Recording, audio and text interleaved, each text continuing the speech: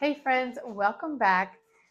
Today I thought it would be fun just to take you around our homestead, see what's new. We have some new arrivals, see what's going on now that it is finally spring and what that entails when you have a homestead. This morning we got some bread going and we are going to my family's soon. So I am going to take some cinnamon raisin and some regular sourdough bread.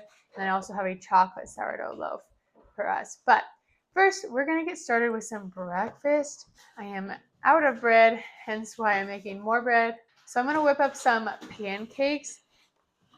And when I don't have sourdough pancakes, we really like these oatmeal banana ones that you just whip up or blend up in the blender, and they're very easy and delicious. So we're going to get that started and then we'll get to the rest of our day.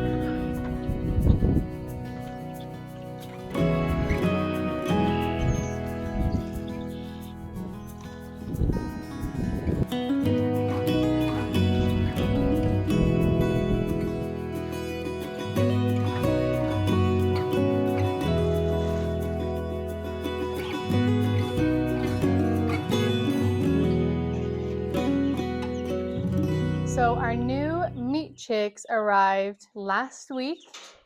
This will be our 4th year, I think, raising our own chickens. So we raise Cornish crosses, and we have about 60 of them. We'll probably do 2 batches since we put them out in a chicken tractor and can only fit about that many in them at one time. So they have been doing well. The girls, of course, love coming out here and seeing them. Every year we have gotten better at raising chickens. Oh, that is a big one. One of the things that has really helped is having a good brooder that is just rodent proof. It just has helped tremendously. So in a couple weeks, they will head to the chicken tractor and they'll be out on grass, which is really fun.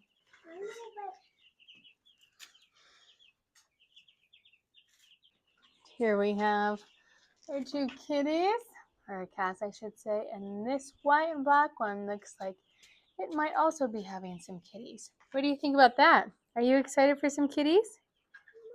Meow. Yeah. Uh-huh. We also found this duck a couple days ago. We found it wounded and it wasn't doing very good. I did not have a whole lot of hope, but we got it in a kennel, separated off so the chickens can't pick on it. And we put some glue coat on its wounds, which always seems to help. And it's been doing pretty good. So we are hopeful that it will come out of this because we love our ducks and we really hate to lose one.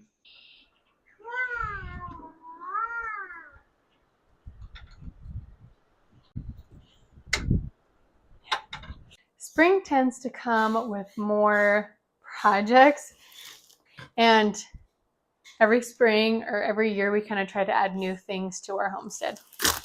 And I feel like we've been building for a while, and we're probably towards the more tail end of, like the really big building years. So that is exciting. But we are adding some new things this year. So in 2023, the spring of 2023, we planted our orchard. We put in 4 apple trees, 3 peach trees, 3 cherry trees. And last year, 2024, we put in a perennial garden with lots of other things, but 6 blueberry plants. So this year, we got some happy mail, and we have 6 more blueberry plants to add. The ones we planted last year were the Ka-bluey variety from Gurney's, and this is the Patriot variety. So we have 6 more of those. And then something that I'm very excited about is we've got grapes. So we have 3 grape vines to plant back in our orchard, and I'm going to show you us putting them in. But this will be new. We don't really know anything about grapes, but we're going to do our best. So yes, I will share the varieties that we got, but I don't really know much about them since we haven't had them in. We're going to go stake out where they're supposed to go and spacing and all that stuff. And then the blueberries, we do have to add elemental sulfur. Ideally, that would have been, already been done or in the process of lowering the pH for the last year or 2, but that's not how we do things. So we will have to do that and try to amend it while keeping them alive to where we get to the point where the blueberries can thrive. But let's take these out there and get that going. I didn't think it was supposed to be so windy today, but I should have known that it was going to be because it's been so windy the last few weeks. So I don't know if you'll be able to hear this very well, but I'm out here in our perennial garden. Don't touch.